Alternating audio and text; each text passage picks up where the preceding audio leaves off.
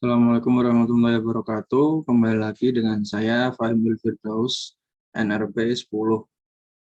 Pada kesempatan kali ini saya akan membahas topik mengenai I2, yaitu Working with Database.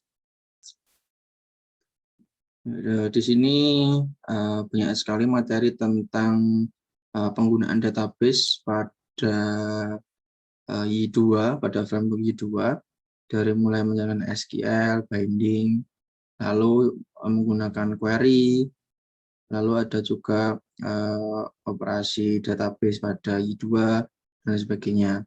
Tapi pada kesempatan kali ini saya akan langsung menjalankan latihan untuk topik ini. Yaitu di sini adalah yang pertama saya akan membuat 3 buah tabel, yaitu customer, order, dan juga order item. Nah, di sini customer terdiri dari atribut ID, lalu ada nama, ada email, dan juga user ID. Untuk tabel order, atributnya ada ID, date, kemudian ada customer ID. Lalu ada tabel yaitu order item yang berisi order ID dan juga item ID. Nah, langsung saja di sini saya akan membuka database advance, database MyMart saya. Di sini ada database advance. Nah, di sini saya sebelumnya sudah membuat tabel untuk customer, order, dan juga order item, yaitu ini. Customer, nah tadi dari nama, email, dan juga user ID. Dengan primary key ID, lalu foreign key user ID yang dia mengarah ke ID pada tabel user. Nah, mengarah ke ID ini. Selanjutnya ada tabel order. Tabel order di sini atributnya ada ID, lalu ada date, lalu ada customer ID, di mana primary key-nya adalah ID, lalu untuk foreign key-nya adalah customer ID. Untuk customer ID ini dia mengarah ke primary key dari tabel customer. Jadi dia mengarah ke sini. Selanjutnya ada order item. Di sini order item isinya yaitu order ID dan juga item ID. Dia tidak punya primary key, jadi hanya berupa foreign key dari order ID, dari ID tabel order dan juga ID pada tabel item. Nah, untuk tabel item dan item kategori ini sendiri sudah kita buat pada percobaan sebelumnya.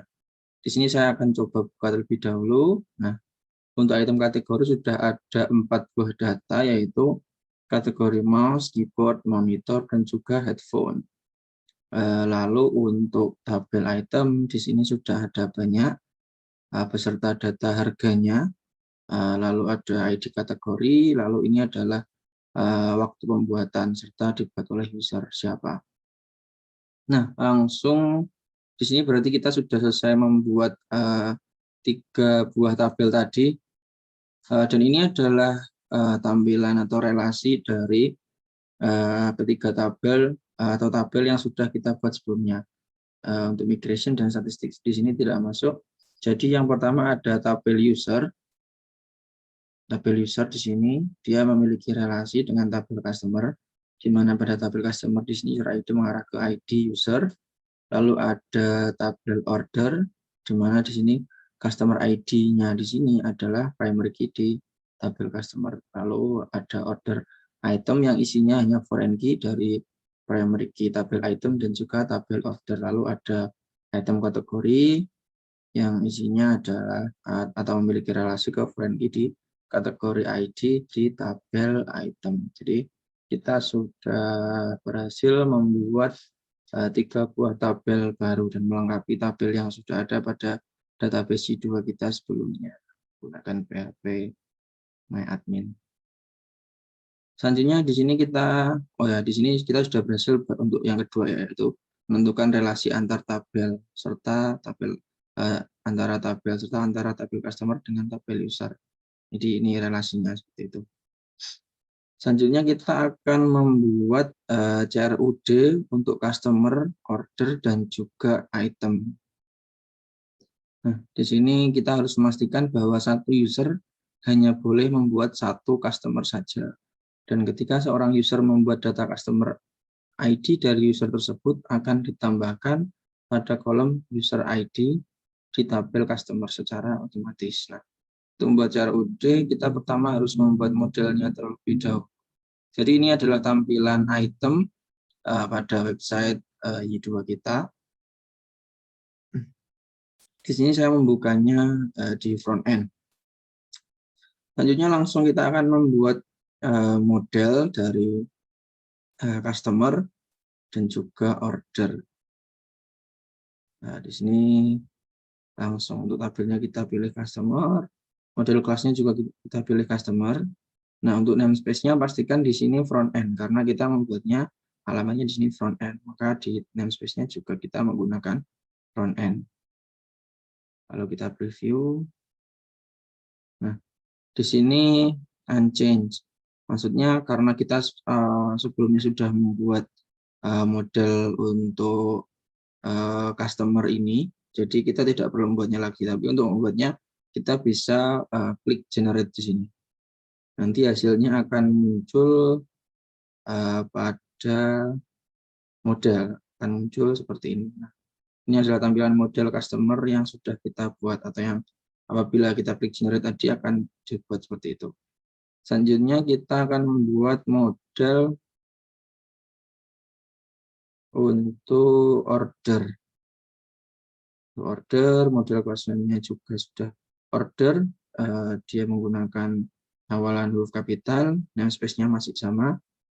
Lalu langsung kita klik generate apabila kita belum membuat. Karena di sini saya sudah sebelumnya sudah membuat untuk modelnya, jadi saya tidak perlu mengklik generate lagi. Dan di sini statusnya adalah unchanged, tidak akan berubah karena saya sudah membuatnya, yaitu ini order.php. Setelah itu kita akan membuat satu lagi model untuk order item. Nah, order item untuk model kelasnya dia tidak menggunakan garis bawah. Bentar. Nah, dia langsung seperti ini. Order item tapi dengan awalan huruf kapital. Dan space-nya masih sama, menggunakan front end. Lalu kita preview. Sama seperti tadi karena saya sudah membuat, jadi statusnya unchanged atau tidak akan berubah. Jadi untuk membuatnya kita tinggal klik generate, nanti hasilnya akan muncul menjadi ini order item.php. Jika sudah, di sini kita akan membuat CRUD-nya. Jadi sama seperti tadi, kita pertama akan membuat CRUD untuk customer terlebih dahulu. Nah, model kelasnya kita pilih app front end ya, front end model customer. Nah, ini. Lalu untuk search-nya juga sama, front end customer search. Kemudian controller-nya juga sama, front end controller, jadi bukan model karena kita akan buat controller, jadi front end / controllers / customer controller, seperti itu. Ini kita biarkan kosong, ini kita biarkan default, lalu kita preview. Nah, untuk membuat di sini tinggal kita klik generate. Nah, di sini ada keterangan bahwa ada yang statusnya override dan juga ada statusnya unchanged. Di sini statusnya unchanged apabila file yang sudah saya buat sebelumnya tidak mengalami perubahan sama sekali. Tapi karena saya sudah melakukan perubahan sedikit pada file customer controller, pada underscore form, lalu di index, di sini apabila saya mengenerate, dia akan mengoverride atau menjadi default kembali.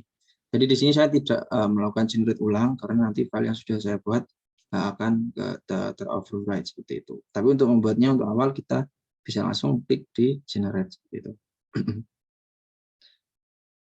Selanjutnya kita juga akan membuat model untuk order. Ya, jadi ini ya, setelah customer kita akan membuat CRUD untuk order. Jadi di CRUD generator kita juga membuat untuk order, lalu untuk search-nya juga sama, order search. Lalu untuk controller juga sama, front end / controllers, jadi bukan / model / controllers, lalu order controller, seperti itu. Untuk desainnya kita biarkan default. Apabila kita preview, nah di sini karena saya belum melakukan perubahan pada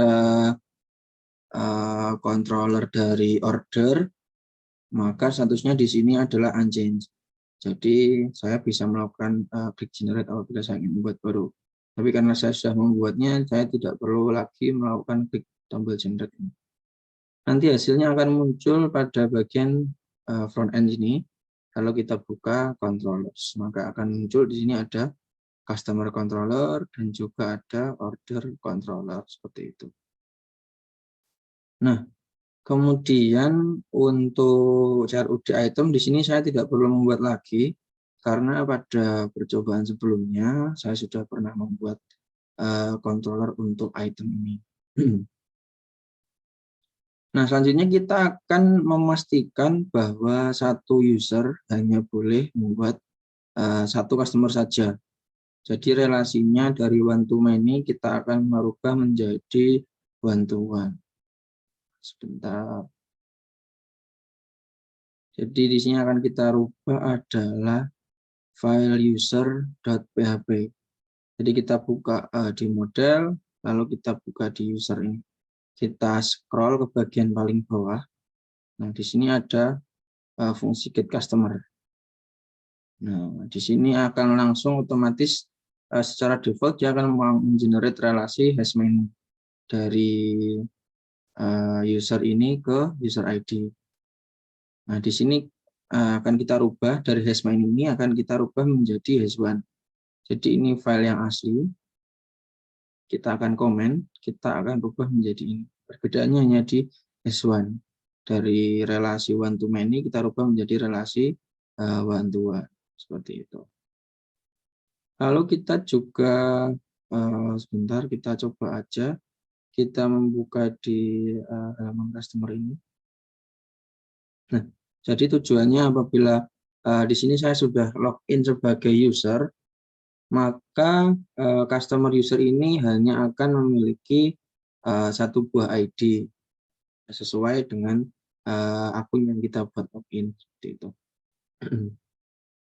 Kemudian di sini adalah ketika seorang user membuat data customer, ID dari user tersebut akan ditambahkan pada kolom user ID di tabel customer secara otomatis. Jadi di sini apabila kita melakukan create customer, karena di database kita ada field untuk nama, email, dan juga user ID. Nah, sedangkan di latihan di sini kita diperintahkan untuk data customer ID, data dari customer itu ID dari user akan ditambahkan pada user ID secara otomatis. Jadi untuk field user ID ini nantinya kita tidak usah mengisikan. Jadi otomatis akan terisi dari ID user yang sudah login di sini. Nah, di sini karena kita login menggunakan user, jadi nanti user ID ini akan otomatis terisi oleh ID dari user kita yang kita gunakan login. Caranya di sini pertama-tama kita akan menghilangkan field ini terlebih dahulu. Nah, kita buka di bagian form. Jadi kita masuk ke view karena kita akan merubah tampilannya. Kita masuk ke view, kita masuk ke customer, kita pilih di form.php. Nah, di customer form ini awalnya dia adalah, nah kita akan menghilangkan ini field model dari user ID. Nah, kita akan hilangkan. Kita ganti dengan code ini, garis kode ini. Dia sama, tapi dia tidak berupa text input, tapi dia berupa hidden input. Jadi inputnya akan secara otomatis, di mana value-nya di sini akan berisi dari ID user yang kita gunakan. Jadi ini user app mengarah ke user, mengarah ke ID-nya. Jadi akan terisi oleh ID user itu sendiri. Kemudian labelnya kita buat false agar tidak muncul user ID seperti ini. Nah, ini kita save. Setelah kita save, kita coba ini kita refresh. Nah, dia akan hilang. Jadi field yang kita isi hanya berupa nama dan email. Nah, untuk ID-nya akan otomatis terisi dari user yang kita gunakan untuk login. Selanjutnya di sini kita akan mencoba membuat data customer. Kita contohkan di sini namanya misalkan customer, emailnya customer@gmail.com, kita save. Nah, di sini kita sudah berhasil membuat data customer ya, bukan data user, tapi data customer. Data customer dari user yang sudah login seperti itu. Nah, tapi di sini apabila kita sudah berhasil membuat data customer, apabila kita create, dia akan masih dapat masuk ke halaman create customer. Nah, di sini kita akan merubah agar ketika data customer di sini sudah ada, ketika kita klik create customer, dia tidak akan masuk ke halaman create customer, melainkan hanya melakukan load di halaman ini. Caranya di sini kita akan masuk ke customer controller yang ada di front end, kita masuk controller, lalu kita masuk ke customer controller. Nah, di sini kita pilih di action create. Nah, ini adalah source code aslinya, source code awal. Kita akan komen. Nah, kita ganti dengan source code ini yang sudah saya tuliskan sebelumnya. Sudah saya tuliskan sebelumnya. Jadi tujuannya dia adalah sama, dia membuat model ini menyimpan customer. Nah, logout user ini dia akan menyimpan atau mencari user ID dari user yang kita gunakan untuk login. Kemudian di sini ada operasi if else, yaitu apabila user yang kita gunakan tadi atau logout user tadi tidak memiliki data customer atau dia null, maka dia akan melakukan request untuk post. Jadi dia bisa melakukan pengiriman data. Nah, dia akan di redirect ke halaman view tadi. Jadi kita coba di sini refresh. Nah, karena dia sudah memiliki data customer, ketika kita klik create customer di sini, maka dia tidak akan berubah seperti itu. Sekarang kita coba untuk ini kita hapus. Nah, kita coba create. Nah, dia karena di sini data customer-nya tidak ada atau masih kosong, ketika kita klik create customer, dia berhasil masuk ke halaman create customer seperti ini. Kita save. Nah, di sini sudah ada data customer-nya. Ketika kita create lagi, dia akan tetap di halaman ini. Nah, jadi dia tidak akan bisa masuk ke halaman create customer. Selanjutnya, di sini kita akan memberikan notifikasi ya, atau pop up, bukan pop up ya, lebih ke notifikasi agar ketika si customer ini sudah memiliki data customer, dia akan mendapat notifikasi bahwa dia tidak dapat membuat data customer lagi karena sudah ada data yang dibuat. Caranya di sini kita tambahkan ini, kita tambahkan session message error. Jadi akan kita buat session baru, kita akan buat set flash yaitu namanya message error. Di sini tulisannya adalah you can create customer data. Your data is been registered for another customer. Jadi user tadi tidak bisa membuat data customer lagi karena sudah terdaftar di data customer yang lain. Nah, kita di sini akan membuat message error ini akan kita daftarkan di view tadi. Jadi kita masuk ke view, kita masuk ke customer, lalu di index. Di sini kita akan membuat sebuah fungsi PHP baru untuk menampilkan sesi dari alert tadi. Nah, ini sudah saya buat, tinggal saya uncomment. Nah, dia akan melakukan operasi if.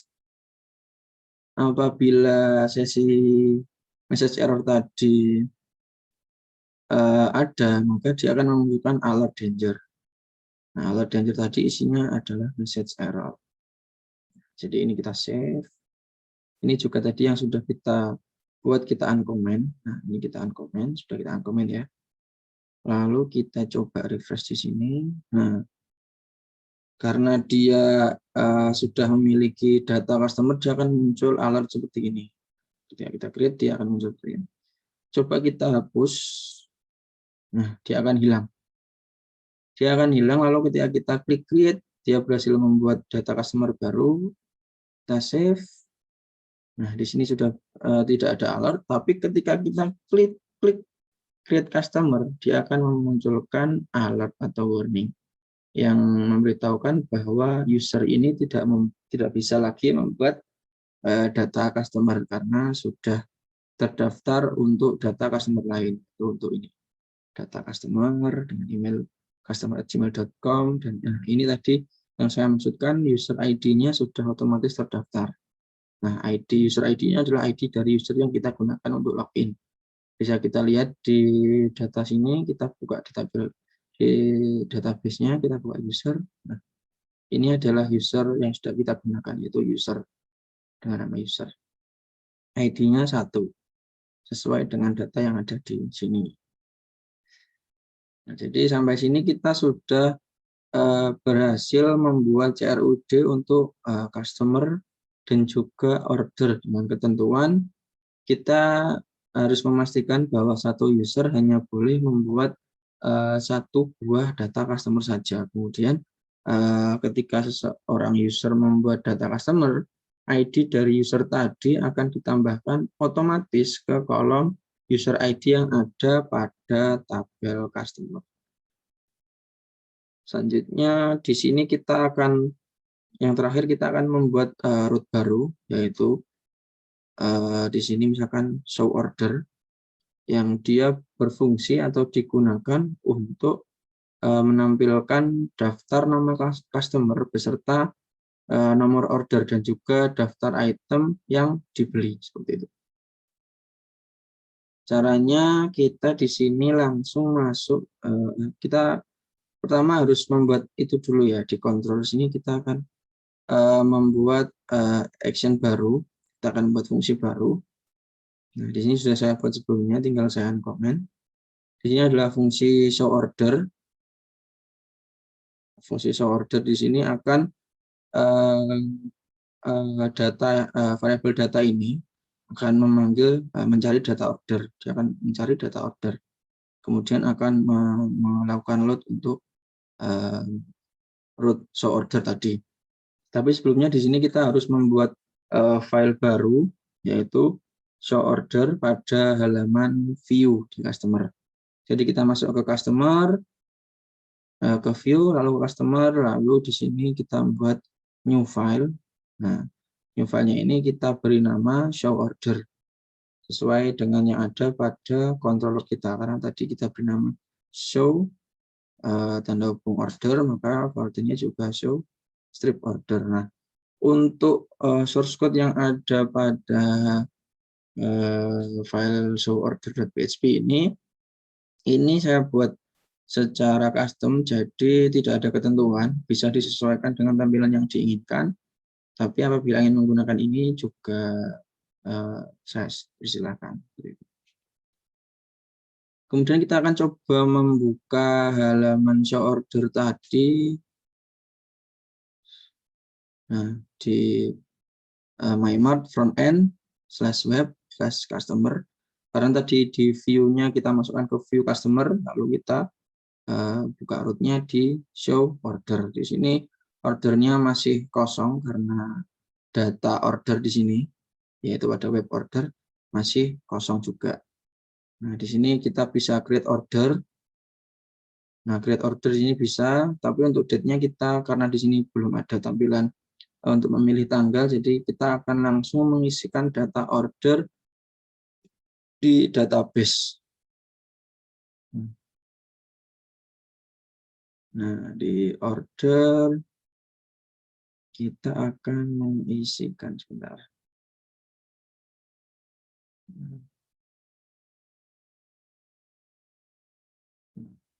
Kita akan menginputkan, misalkan di sini order 1, tanggalnya misalkan tanggal 22, lalu kita 23 misalkan. Lalu customer ID di sini hanya ada satu buah data customer, yaitu namanya customer ini. Nah, customer ini namanya customer. ID-nya 6 dari user ID. Karena yang kita buat tadi hanya satu, maka yang muncul di sini juga hanya satu ya. Kalau ini juga kita akan membuat dua buah data. Tadi 23 ini kita buat tanggal 24. Nah, customer yang juga masih sama. Nah, kita sudah membuat ordernya. Nah, di sini sudah ada data ordernya. Lalu untuk order item tinggal kita tambahkan juga, kita insert secara manual saja, tidak apa-apa. Order ID-nya di sini tadi kita membuat 2, jadi kita masukkan 2 juga tidak apa-apa. Nah, item ID di sini misalkan kita isi untuk Logitech G Pro. Ini juga bisa lagi. Misalkan di sini kita kita buat nama ya. Jadi di setiap order hanya ada satu barang ya. Bukan ada ini, lalu ini. Untuk order kedua, itemnya mungkin bisa kita isi.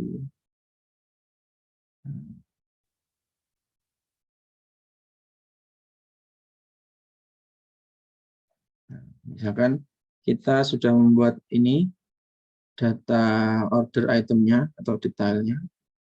Nah, di sini, nah sudah ada. Jadi di sini kita sudah memasukkan data di tabel order dan juga di order item sesuai dengan data yang ada pada database order. Jadi di order sini apabila kita refresh akan masuk ada 2 buah order dengan ID 1 dan 2 yang dilakukan oleh customer dengan ID 6, yaitu namanya customer ini. Nah, seperti itu. Lalu di halaman show order apabila kita refresh, nah dia akan masuk di sini. Dengan item tadi, Logitech G Pro, lalu ada Asus ROG, lalu ada Razer Kraken, lalu ada Logitech ini, sesuai dengan data yang ada pada item ID di sini.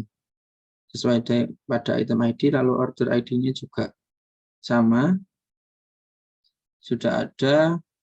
Lalu customer name tadi karena kita belum melakukan set pada database-nya, jadi dia belum masuk ya. Customer ID ini karena tadi yang kita masukkan customer ID, jadi dia tidak muncul karena seharusnya di sini kita harus memasukkan nama customer atau nama ID-nya. Jadi seperti itu.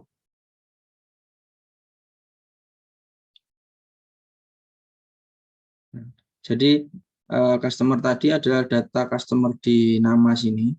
Seharusnya kita isi data dari username user tadi atau nama dari user tadi seperti itu.